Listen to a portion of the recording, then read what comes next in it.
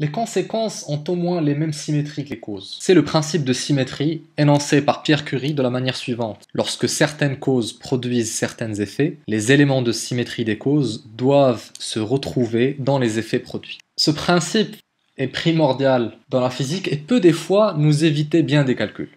Imaginons deux charges identiques, Q, et l'axe delta qui sépare les deux charges identiques, de telle sorte à ce qu'elles soient symétriques par rapport à cet axe.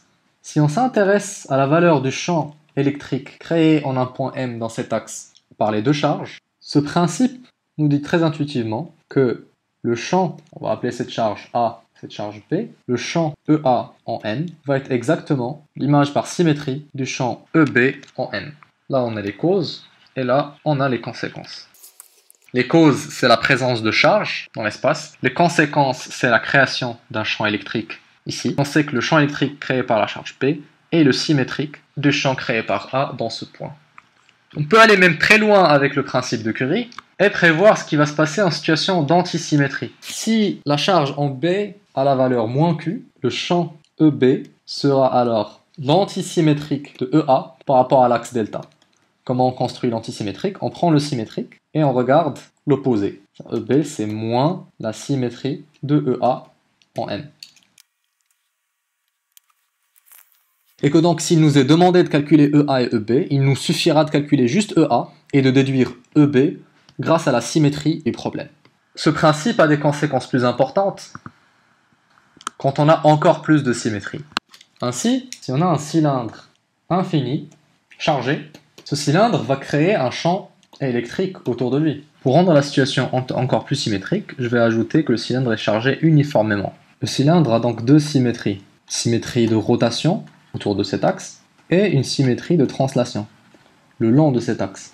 Comme les causes ont ces deux symétries, la conséquence, c'est-à-dire le champ électrique E, devra être le même si on varie la position par translation le long de l'axe et le même si on varie la position autour de l'axe. Comme le cylindre est infini, tout plan orthogonal à l'axe du cylindre est un plan de symétrie. Ceci nous permet de savoir par exemple que le champ électrique en un point ne peut avoir de composantes sortant de ce plan. Et comme on ne peut pas en un point M avoir deux valeurs différentes de champ pour vérifier cette symétrie, on peut alors facilement déduire que le champ E ne va être simplement que inclus dans ce plan de symétrie. Si je fais une vue verticale cette fois, je peux encore dire que le champ E est obligé d'être inclus dans cette ligne-là, puisque cette ligne constitue aussi un axe de symétrie du cylindre. Le champ E ne peut avoir de composantes sortant comme ça ou comme ça.